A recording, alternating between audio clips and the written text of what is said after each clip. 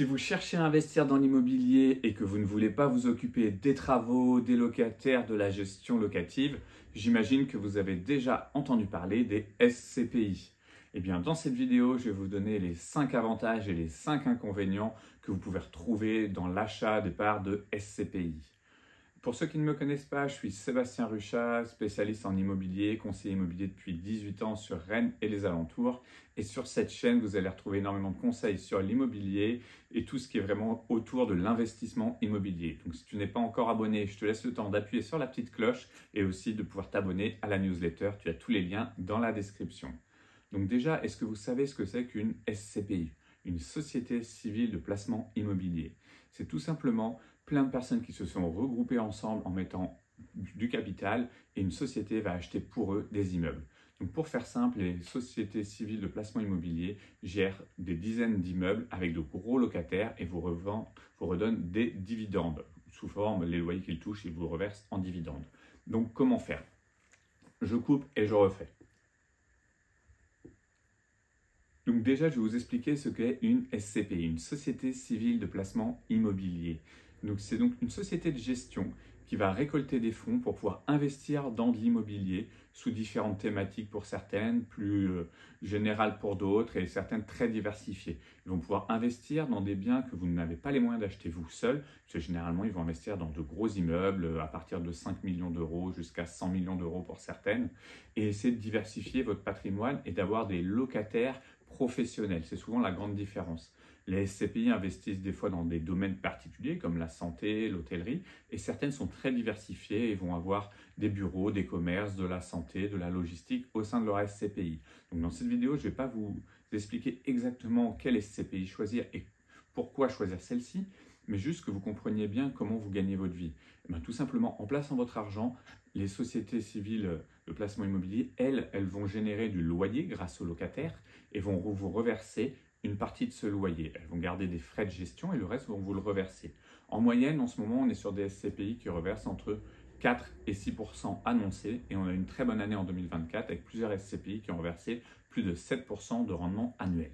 Mais attention, il y a des avantages et des inconvénients, c'est comme dans tout. Je vais commencer à vous citer les 5 premiers avantages à acheter en SCPI. Tout simplement, l'accessibilité et la diversification. Une SCPI, c'est super accessible. On peut acheter certaines SCPI à partir d'une centaine d'euros et on peut en acheter d'autres à partir de 1000 euros. La plupart, vous pourrez rentrer dans le programme de la SCPI. Donc, c'est super intéressant parce que même avec des petits capitaux, on peut acheter un bien, l'équivalent de biens immobiliers. Alors que c'est vrai que si vous voulez acheter un appartement, à Rennes par exemple, c'est 80 000 euros minimum. Diversifié, comme je vous l'ai dit, si vous achetez un appartement à Rennes, vous avez un appartement à un seul endroit, une seule typologie. Lorsque vous achetez une part de SCPI, vous allez avoir un regroupement de dizaines d'immeubles. Des fois, sur des zones géographiques très vagues, il y a des SCPI qui ont des biens en Allemagne, en France, en Irlande, dans des domaines différents comme la logistique, le bureau, tout simplement le commerce, la restauration. Donc avec des biens vraiment très différents. Donc c'est une grande diversification au niveau de vos achats et ça avec un billet peut-être juste de 1000 euros, ce qui est vraiment très intéressant. Ensuite, en numéro 2, là, vous n'avez aucune gestion locative. Il faut savoir que le rendement annoncé est ce qu'on appelle net de frais de gestion. Donc, quand je vous dis qu'une SCPI va vous reverser en moyenne 6% de rentabilité, c'est que vous allez toucher 6% de rendement net avant impôt.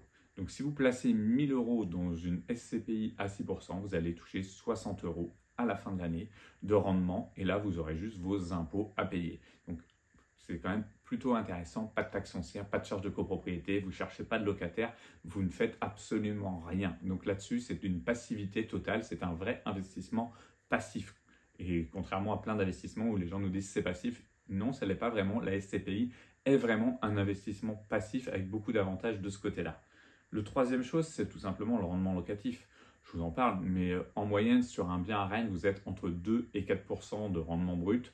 Alors en net, on arrive à avoir du 3%, 2,5-3% une fois que vous avez retiré tous les frais qu'il y a autour, alors que de la SCPI, on est entre 4 et 6 en moyenne et on arrive à avoir de très belles années, autour de 7, 7,5 comme il y a eu en 2024.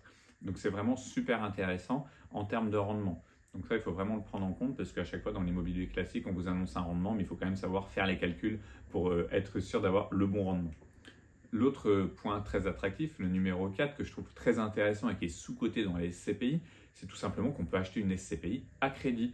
Et donc je vous rabâche assez souvent sur cette chaîne de parler de l'effet de levier du crédit qui vous permet d'engranger de l'immobilier et de futurs revenus grâce au loyer et à l'emprunt que vous allez faire avec la banque. Vous pouvez le faire avec la SCPI, ce qui est plutôt très intéressant. Donc n'hésitez pas à vous renseigner là-dessus, à me contacter, parce que c'est vraiment super comme levier aussi de pouvoir faire du crédit avec la SCPI.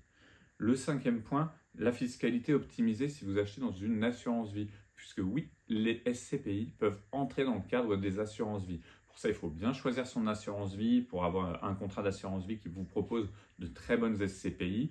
Être sûr que le contrat d'assurance vie vous reverse 100% des loyers, puisque ce n'est pas le cas de tous les contrats d'assurance vie.